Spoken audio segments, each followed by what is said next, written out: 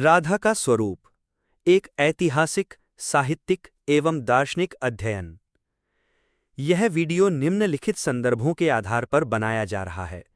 पद्म पुराण, पातालखंड, अध्याय 71, विजडम लिब एडिशन।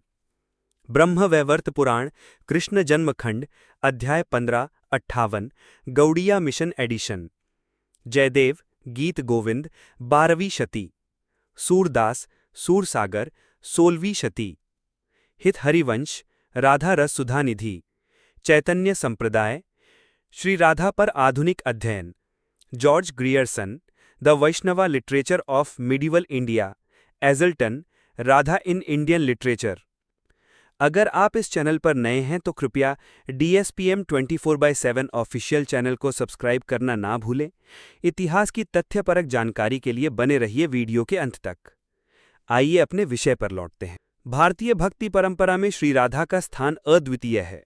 वे केवल श्री कृष्ण की प्रिया नहीं, बल्कि अनादि शक्ति, आत्मा, भक्ति और प्रेम का प्रतीक मानी जाती हैं। वेदों और उपनिषदों में राधा का प्रत्यक्ष उल्लेख नहीं मिलता, किंतु उत्तर पौराणिक ग्रंथों, विशेषकर पद्म पुराण और ब्रह्मवैवर्त पुराण में राधा का नाम और स्वरूप स्पष्ट रूप से वर्णित है। मध्यकाल में गीत गोविंद और सूरसागर जैसे ग्रंथों ने राधा को भक्ति साहित्य की धुरी बना दिया। यह शोधपत्र राधा के विकास को ग्रंथीय, साहित्यिक और दार्शनिक दृष्टि से प्रस्तुत करता है। साहित्यिक समीक्षा। पद्म पुराण, पातालखंड, अध्याय 71। नारद मुनि भानु नामक गोप के घर जाते हैं और वहां वृषभानु कुमारी यानी राधा का दर्शन करते हैं। श्लोक 44 से 45 में उन्हें हरेह प्रिजा कहा गया है। श्लोक 57 में स्पष्ट उल्लेख है कि कृष्ण उनसे वृंदावन में क्रीड़ा करते हैं। ब्रह्मवैवर्त पुराण, कृष्ण जन्मखंड, अध्याय 15-58 आदि। अध्याय 15 में राधा कृष्ण विवाह का वर्णन है, जहां कृष्ण स्वयं राधा से कहते हैं, हे प्रिय राधे, गोलोक में जो वचन मैंने दिया था उसे आज पूर्ण कर रहा हूं। अध्याय 58 में राधा के गौरव और उनके मान यानी अभिमान का वर्णन है।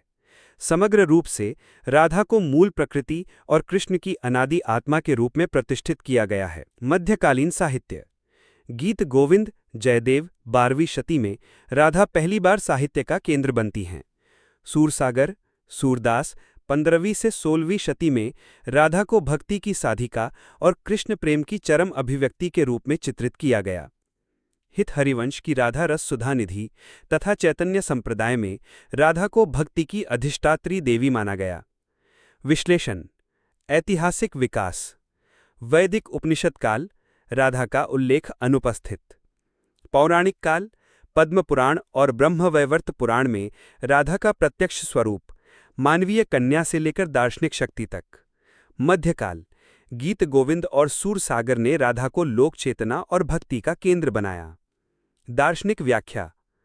राधा बराबर शक्ति, कृष्ण बराबर शक्तिमान। राधा का मान और विरह जीव का ईश्वर से वियोग है। राधा कृष्ण का मिलन जीव की मोक्ष प्राप्ति और परम आनंद का प्रतीक है। सांस्कृतिक महत्व। वृंदावन, बरसाना, राधाष्टमी और रासलीला में राधा आज भी सांस्कृतिक जीवन का केंद्र हैं। चित्रकला, शास्त्रीय नृत्य और संगीत में राधा कृष्ण का युगल भारतीय कलात्मक चेतना का शाश्वत विषय है। निष्कर्ष। राधा का स्वरूप एक सतत ऐतिहासिक विकास की परिणति है।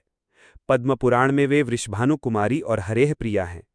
ब्रह्मवैवर्त पुराण में वे कृष्ण की आत्मा, मूल प्रकृति और अनादि देवी हैं। मध्यकालीन साहित्य में वे भक्ति और प्रेम की सर्वोच्च प्रतीक बन जाती हैं। आधुनिक युग में वे संस्कृति, कला और दर्शन की जीवित प्रेरणा हैं।